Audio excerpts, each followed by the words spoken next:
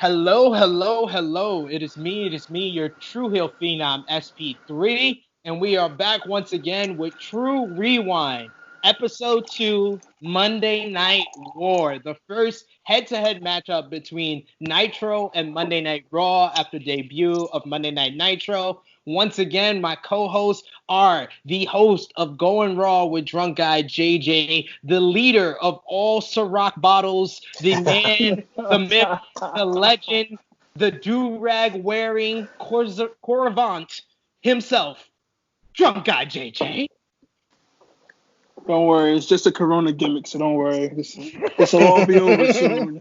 And of course, the host of the Romeo Report, the funniest man on the True Hill Heat YouTube channel, Mr. LSU, Romeo Anthony Colon. Thank you. Romeo. Happy to be here. We are getting into week 2 of the Monday Night Raw Wars after Monday Night Nitro's debut. So we're going to start off this week with Monday Night Raw. So Monday Night Raw. Season premiere, the fall premiere. Monday Night Raw, September 11th, 1995 from Canton, Ohio. They had a Summerslam recap to start the show. Vince with the narration talking about the IC title ladder match between HBK and Razor Ramon. My favorite line of this whole narration from Vince is, "They were sweating emotion, dripping with determination." Awesome. Classic Vince. Classic Vince.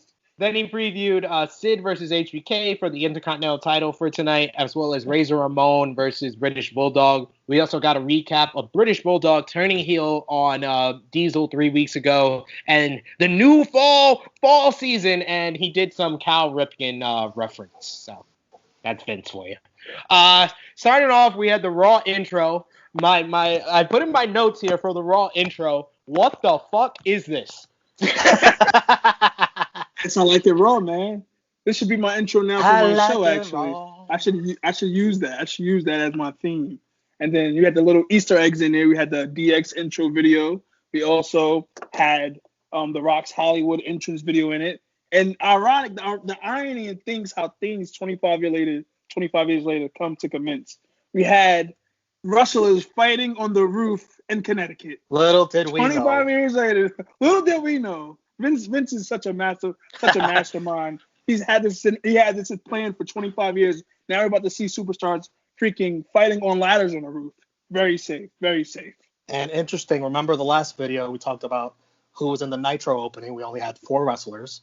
In the Raw opening, it looked like they had everybody in there. Everybody was in the ring. From wrestlers to the ring personalities to the announcers, everybody was in that damn intro. I put in my notes, I don't remember this awful song. I hope this is a poorly chosen dubbed song. Then I put dot. No, it was nope. Yeah, then I put it didn't last long. It's called I Like It Raw. That was the actual song then.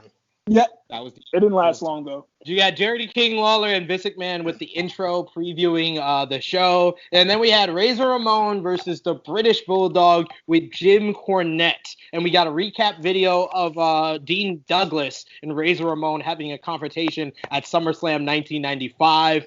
I also put in my notes, Jerry King Lawler calls some woman in the crowd a pooper scooper in reference to the British Bulldog. How'd you like this match, guys? Bleh. Romeo, we gotta continue this, man. This was a shit finish. So, we gotta have the shit finish meter to commence, like man. Double shit finish. You had 2 guys interfering. Kid fucks up after Dean Douglas. By the way, I want to say that King made a fantastic point during his commentary saying Bulldog never got a title shot after beating Bret Hart in the main event of SummerSlam. Is that true? Yeah, Bret Hart got a title shot at the WWF title after beating the Intercontinental title at SummerSlam 1992. I did write in my notes, we got a ref bump in the first match of the night. 1, 2, 3 Kid not only failed to make the save not once, but twice. The second time he caused a disqualification to Razor and British Bulldog got the win. Looks like he would have almost failed a drug test too, as high as he looked going out there with that promo against Razor, looking like he was about to cry, eyes red as hell. Jesus I'll tell you what, Christ. if 1-2-3 Kid ever got in a fight with X-Pac would fuck him up. Oh my God. He'd smoke him. He'd definitely smoke him. They don't want to smoke with sticks, though. They don't want to smoke with sticks. I just wrote in my notes, the Kid, British Bulldog beat down both Razor and 1-2-3 Kid after the match. What a dork the Kid is.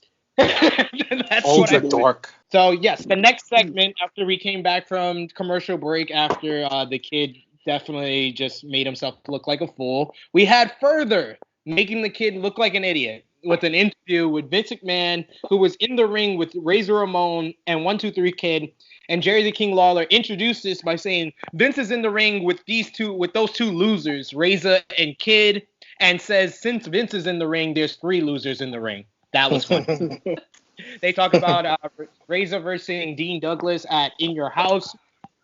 Lawler is literally talking over Vince throughout this entire. Shut the fuck up! Dang, holy shit! I can't hear shit in this whole promo. Kid with the line, one of the lines of the night. You always treat me like a little kid, Razor. No shit, your name is the 1-2-3 Kid. So yeah, they didn't talk about Kid gets one of the most least convincing promos that I've ever heard in my life. He challenges Razor to a match next week. Razor kind of doesn't answer, but then cuts a promo after the Kid leaves. He talks about his matchup with Shawn Michaels at SummerSlam. He talks about Dean Douglas, and then eventually gets to the Kid. He said his little buddy, who he made famous, wants a piece of him, and he accepts the challenge for next week. And Jerry Lawler says, yeah, by losing. That was the one time that it was okay for him to butt in, just by saying that. We get a vignette about Yokozuna and Owen Hart racing Men on a Mission next week on Raw, made by Commissioner Gorilla Monsoon. Shouts out to interim president. God bless Gorilla Monsoon, my family, my uncle. My family too. Yeah, all of our uncles. All of your uncles as well, if you're watching this. Next we have your favorite match of the night. Go ahead, Jaquan. Jesus Christ. We had the Smoking Guns against Brooklyn Brawler. Who was it? Louis Louisville Slugger. Raptors. AKA Louis Spicoli. Mind you, they fucked up. They botched the finish, for one. That was a fucking mess. And Smoking Guns win, so you know what? I need to take a shot for that, because, that's my thing. For that match, right? He likes it raw. Yes, they had a botch on the partners running into each other spot, and then the Guns won with their sidewalk slam, leg drop finisher. And then next, we had one of my favorite moments of the whole episode of Monday Night Raw. We had the great Goldust vignettes talking about talking about evil dark ghouls who call themselves creatures of the night, talking about the Undertaker's fans and how they follow in the footsteps of the Undertaker. You see, gold sheds no darkness. Look at it. Gold always sheds light. I love these old Goldust vignettes. They're awesome. Good promo. The delivery, the outfit, the dialogue, awesome. Like the setting too. Yes, the Hollywood background in the background, like this is probably Vince Russo's best work of his career behind the scenes. Oof. Mark this moment down. I just complimented Vince Russo, people. Next we had Isaac Yankem, DDS versus some jobber in funny tights. I didn't get his name. Did either of you? Scott Taylor. You froze, so I had no idea what the hell just happened. You froze, actually. Yeah, you froze. Me? Yeah. It was Scotty Too Hotty. Scotty Too Hotty was the driver? It did not look like Scotty Too Hotty, but the name was Scott Taylor. Scott Taylor. Okay, maybe Scott Taylor may be a popular wrestling jabroni name. Who knows? Who knows? We got a recap of Bret Hart and Isaac Yankem from SummerSlam 1995. Vince says that Lawler should have been suspended for interfering in that match. Lawler protests that and says that he had every right to because Bret insulted his mother. Bret, that scoundrel, that Jerry King Lawler introduced his false mother on Mother's Day in 1995, and then Bret Hart had to insult his mother, so that's why he attacked him at SummerSlam 1995. I mean, it's a pretty legit reason, if you ask me. I agree with him. I agree.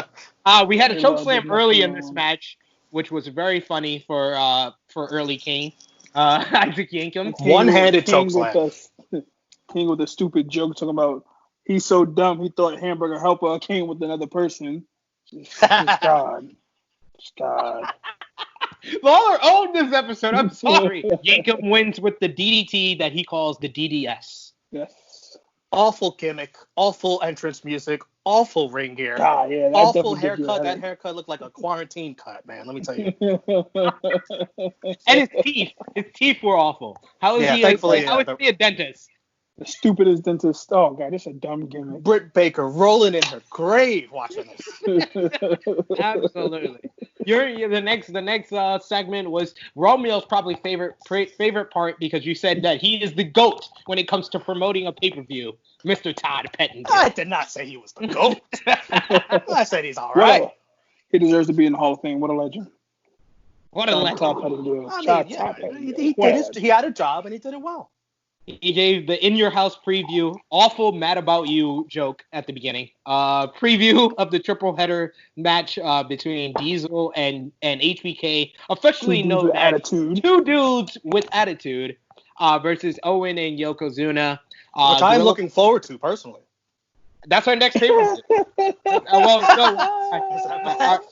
Our first WWE pay-per-view that we're watching for our True Rewind. The Gorilla Monsoon add the stipulation that the title can change on DQ or count out because they were suspected that Owen and Yokozuna would try to cheat to keep their title.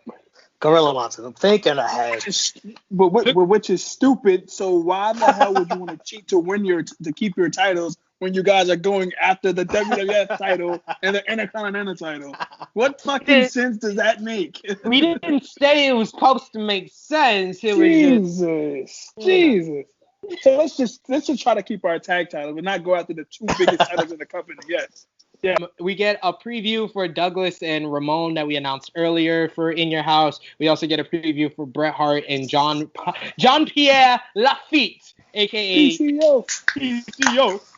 We get footage of Jean-Pierre stealing the Hart sunglasses from a kid and the kid crying like a little bitch.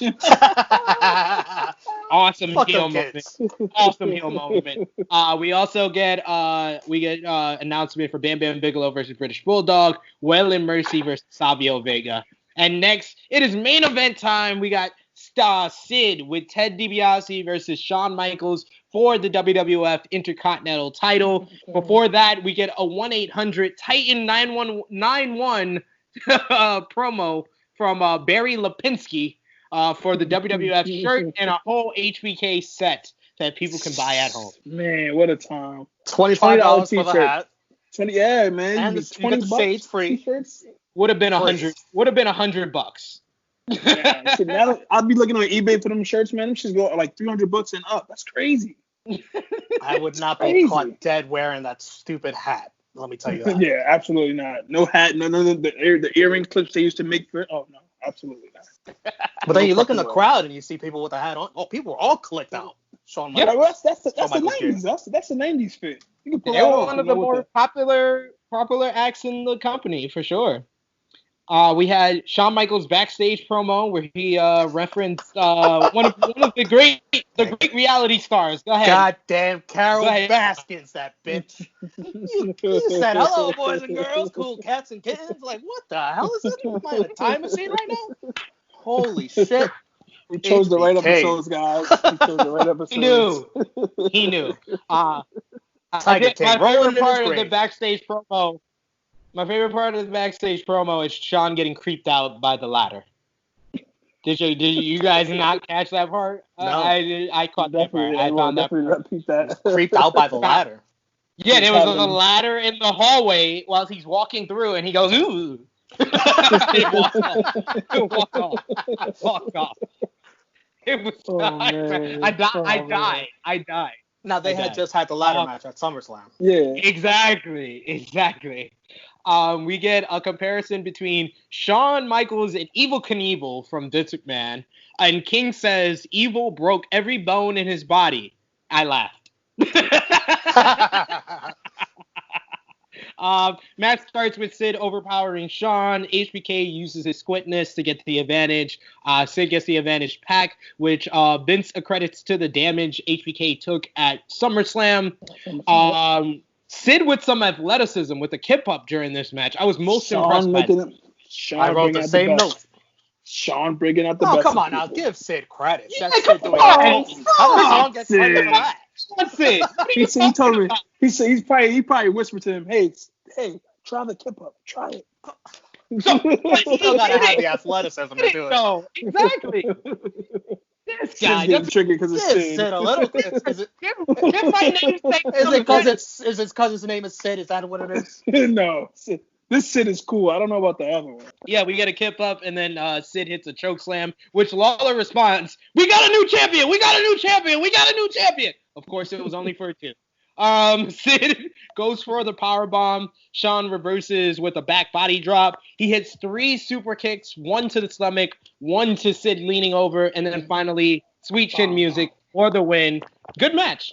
I like That's where the Young Bucks got it from. Really? Wow, I didn't know. I wrote down this note. Big star energy from the crowd for HBK. HBK was Definitely. by far and away. Then again, he was kind of strip teasing for kids, which is very highly inappropriate. You know, Chris Hansen was definitely peeking out somewhere. It was pretty weird. Definitely took a lot of time strip teasing. I guess they were trying to set up for the backstage segment that we would go into. And Vince McMahon gets awfully excited for these strip teasers. he was getting super excited. Oh, look at the gravitas! Look at the glamour! Oh my God, Vince. We get a in your house commercial with all the superstars at Dylan's house. 90s. So 90s. Relax, Mom. I'm watching wrestling. And then we get an interview with WWF Champion Diesel and WWF Intercontinental Champion Shawn Michaels. Doc Hendricks asks about the triple header match. HBK talks about righting all the wrongs in his life, reuniting with Diesel, getting back the IC title, getting redemption for his ladder match loss to Razor Ramon, and beating Sid. So now they will win the tag team titles at In Your House. And Diesel says they will be the champs with all the straps. Corny line by Diesel to end the night, but that was a nice little ending off promo. And then we get a preview for next week's Raw, as it will be Owen and Yokozuna versus Men on a Mission, as well as 1-2-3 Kid versus Razor Ramon. Oh my God, that final shot of Kid about to cry. His lips are quivering. He's like, oh man. By the way, the preview of next week, you're already telling me it's taped. Like, it gets me out of the moment. The preview for next week showed footage of the matches. Yeah. And Eric who the fuck? is like, who's gonna want to tune in? You got a fucking young kid, look like you're about to cry, heading into the next week. Like, what? Your guys' MVP for this episode of Monday Night Raw. The GOAT, HBK. Not even a question. Had the best match of the show, Shawn. Across the board for the first episode of Raw, I think we all got Shawn Michaels as our MVP. LVP, who you got? 1-2-3 Kid. Yeah, the other kid, yeah. Across the board, it is 1-2-3 Kid. Big difference between the Heartbreak Kid and the 1-2-3 Kid. And I think we can all agree, Sid versus HBK match of the night. Yes, sir. Yes. And I'm going to give this one a thumbs up. I give a thumbs up not only for Shawn Michaels, but Jerry the King Lawler on commentary definitely brought the laughs on this episode of Monday Night. King was and by the way, one match with a dirty finish. Only one. Starts their streak. Good. And it starts the show off with a dirty finish. So therefore, thank God. And a ref bump. So next we got Monday Night Nitro, September 11th. Damn, I got the corona.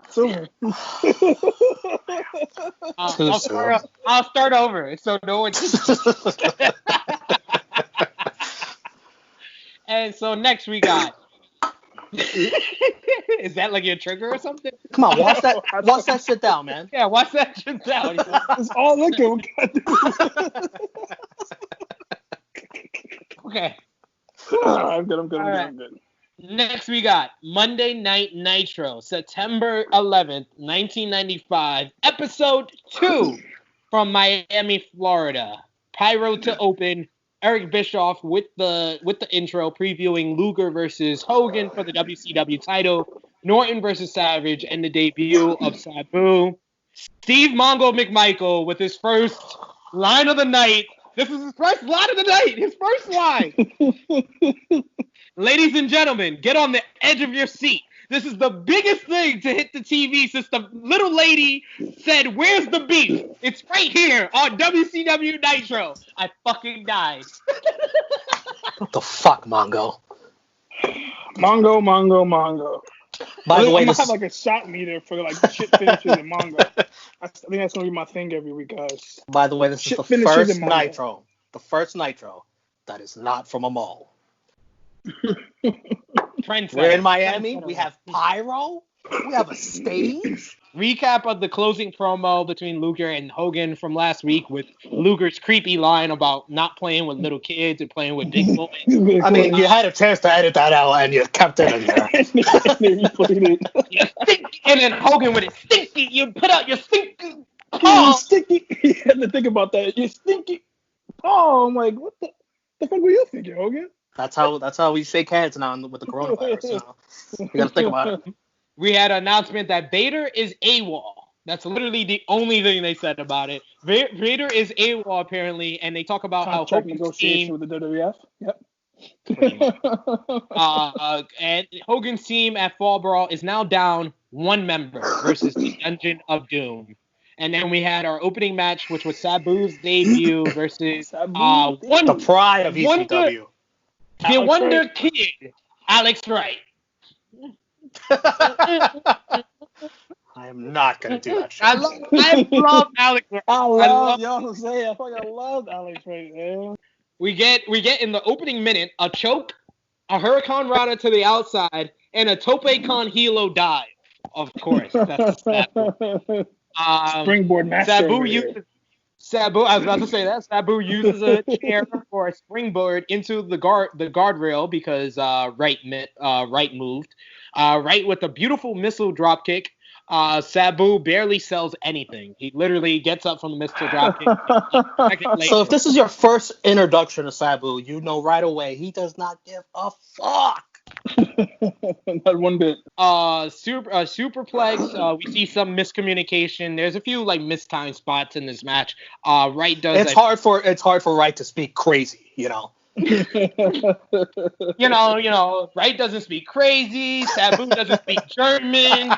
It's all lost in translation here. The Wonder Kid does a flip over and then hits his signature German suplex. Only gets a 2. Sabu's barely on the ground for 5 seconds. Immediately gets up, cuts off Alex Wright on the top ropes. He hits a top rope victory roll for the win.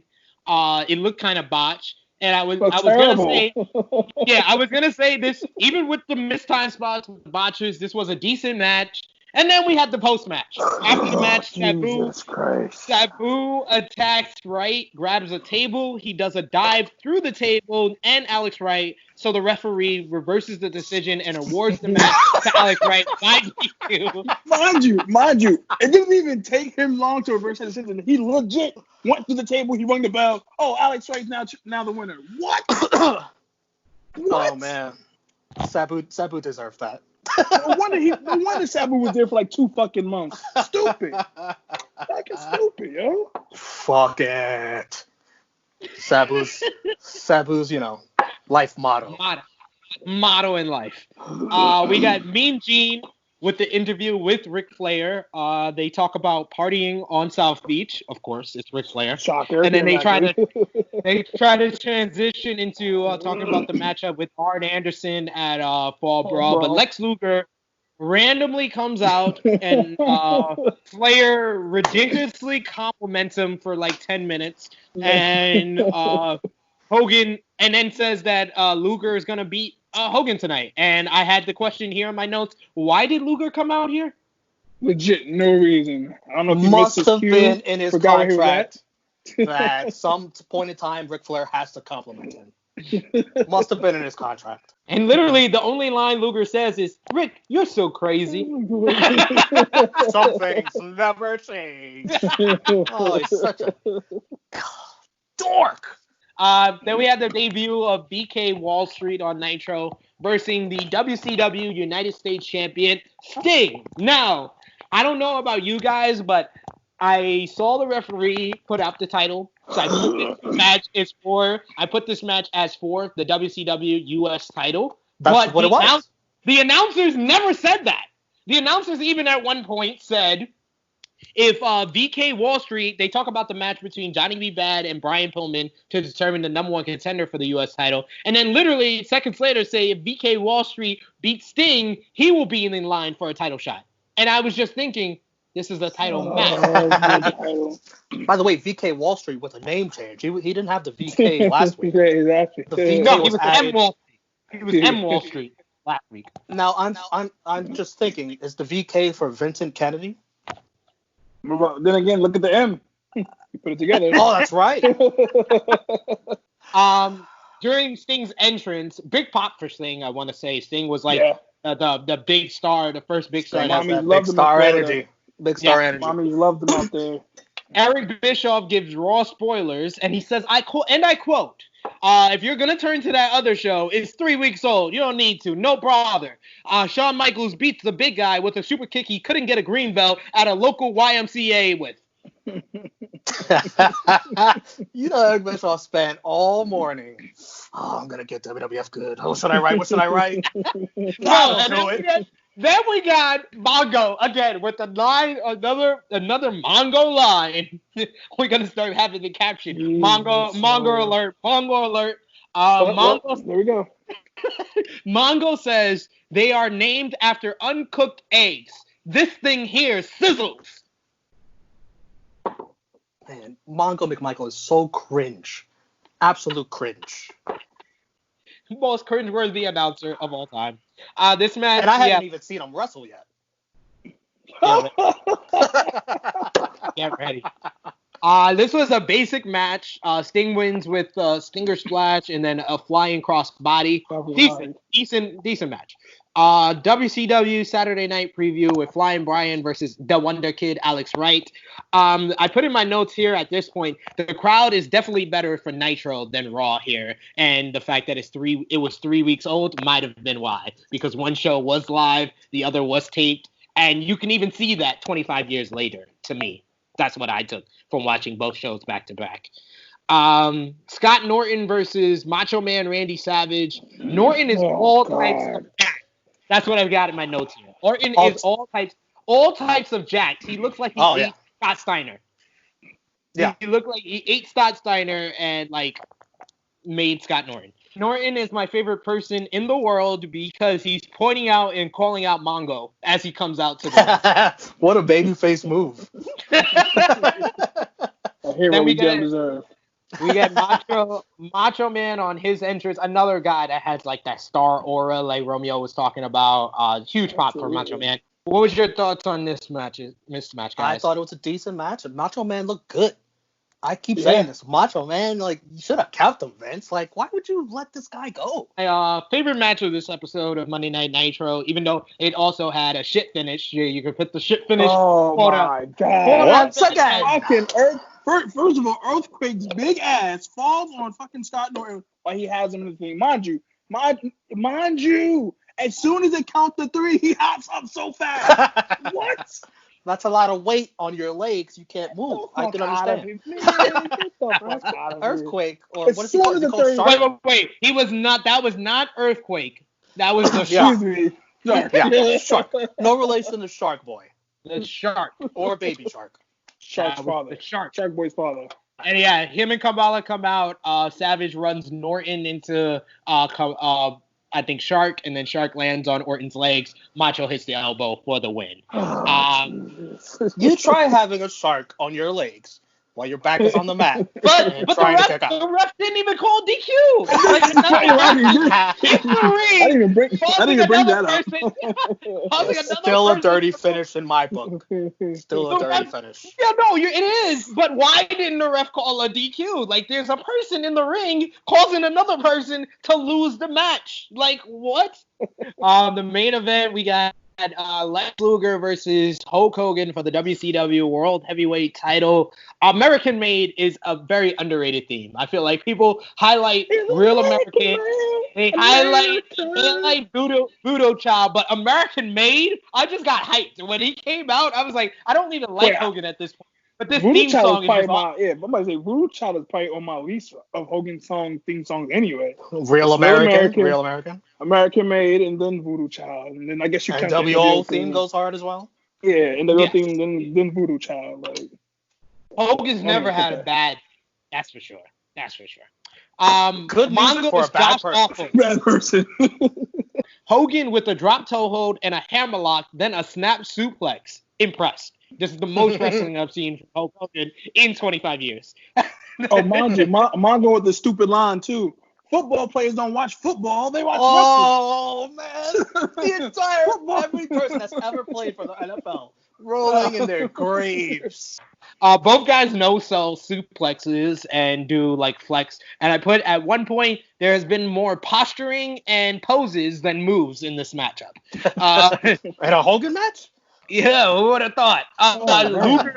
Luger gets Hogan up for the torture rack, but Hogan does not quit. So Luger covers him for some reason. I don't know. Then Hogan kicks out. He hulks up. He's making his comeback. And then the Dungeon of Doom come out for the DQ. They only attack Hogan until Sting and Macho Man come out for the save. After Hogan asks Luger, where was he at? Because he wasn't jumped by the Dungeon of Doom and didn't fight them off with the rest of the team. Luger's got the torture rack. The ref is checking the arm. 1, 2, and then the camera cuts away on the third track, and the next thing you see, Hogan's on the ground waving, no.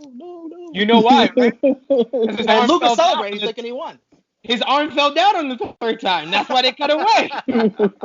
That's why they cut away. Fucking awful producing. You got your cue. Awful directing. And by the way, another shit finish. 2 in a row. 2 in a row. Oh, both by the Dungeon of Doom, too. That is 3 in 2 weeks. 3 in 2 weeks. That's 3 in general because you got the first match. You got the last 2 matches. The only match that wasn't a shit finish was Sting in you're right. Yeah, you're right. This was mostly shit finishes on this episode. Wait, you consider the Sabu a shit finish? Absolutely! That was shitty. He botched the finish at first. Then he reversed it. I mean, nobody like interfered, is what I mean. But it was a shit finish. He got DQ'd for attacking him after the match. What I'm counting is dirty finishes, like interference or shit like that. Yeah, then you gotta say dirty finishes. Yeah. Okay. Sorry. That's a shit finish. Okay. Shit finishes. Dirty finishes. Sorry. Dirty finishes. I guess that's my scale. I just made it up. The Romeo finish scale. There we go. We get Hogan asks what side is Luger on. Savage also asks, but Sting stands up for Luger as he always did. Sting then suggests that Luger be a part of Team Hogan on Sunday for War Games against the Dungeon of Doom at Fall Brawl. Savage turns down the idea due to suspecting that Luger is a backstabber and saying that you rather go down, being outnumbered than being, going down by someone stabbing you in the back, which was a good point. I was like, why won't they listen to Savage? Savage is the one making the most sense here. But then finally, Sting still votes for Luger. Savage then asks why Sting and Jimmy Hart weren't attacked earlier in the night by the Dungeon of Doom. Savage was on point in this whole promo. He was making good points, saying stuff that made sense. He was the only person that made sense. Sting was still on Luger's side. So eventually, Hogan finally decides he wants Luger on the team, and Luger says he will be on the team if he gets another shot at the WCW Heavyweight Championship. And then Macho again says, you see, he's got an ulterior motive. Macho. In that great classic Macho Man voice. If Macho didn't get MVP with his match, he got MVP with his promo. This is just one big dumb babyface chat. I mean, you got four dumb baby faces. You got these four, and then you got Jimmy Hart. The five of them, so emotional, they wouldn't last 30 minutes in any of our group chats. Any of them. This man makes a great point. We have left the group. We wrap things up as they preview Fall Brawl as well as next week's Monday Nitro. Johnny B. Bad versus Paul Orndorff. Nasty Boys will verse somebody, either the debuting American Males or the Blue Bloods. American Males. So who is your MVP for this episode of Nitro, guys? Oh yeah. The Macho Man with the most common sense. Macho Man Randy Savage. Suck it! Across the board, we're going with the Macho Man for MVP. LVP, who you got? Mongo. Who you said? Mongo? LVP, who you got? Oh, I'm going with Sabu. What an idiot. Mongo, you know, he's gonna get plenty of these, so I'm gonna agree with Romeo here, and I'm gonna go with Sabu. That was just dumb. You had the match won. Why did you do that? Match of the night. Savage Norton for me. I'll go with Savage Norton. Fuck it. We're going with Savage Norton across the board for match of the night, and thumbs up, thumbs down for this episode of Nitro.